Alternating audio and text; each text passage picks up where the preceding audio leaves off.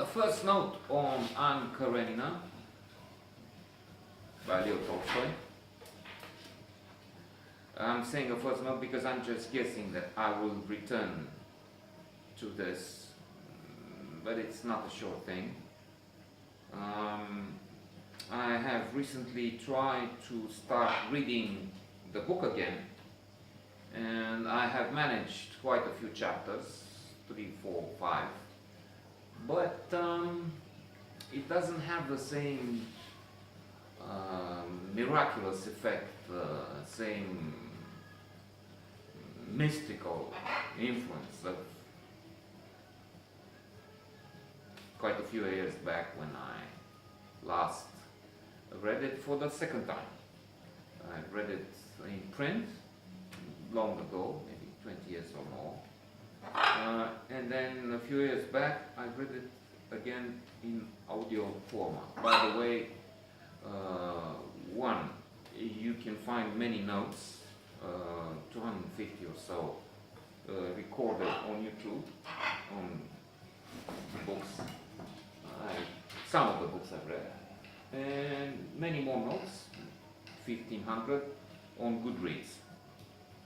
And more important, this aspect with the audio format has reminded me, you can find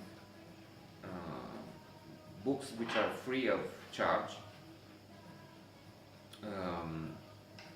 on, first of all, on the Gutenberg site, where they have tens of thousands or more books which have been out of the copyright protection, given that they're more than 70 years old. This is one, and others by Tolstoy, Dostoevsky, Turgenev, and many more. And then there is also another project, LibriVox, where you have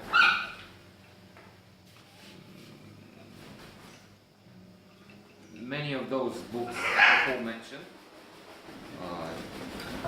Jane Austen, Balzac, and volunteers have offered to read them, and so you have audiobooks in the public domain. Read by volunteers, and it's not illegal. As I said, we're talking cases where there is no copyright protection. Not books of a few years ago, but I think mainly the limit is 70 years. Unless, I think there are now some in the open domain, some samples, short stories by authors who have decided to allow public reading of John Cheever, I don't know, even if it's not 70 years old, but they agreed to some of their work, or complete, you have some of my work in the public domain, given that it's not really my stories, rare stories, it's the name of the list, they're not so significant at the moment. But seeing as it's already quite a long introduction, I will probably return with a second note on this. And the reason why I'm not so enthusiastic about this new approach to Karenina is surely in part determined by having read the Paul Johnson book Intellectuals, in which some authors, writers of great standing have been analyzed, their lives are exposed.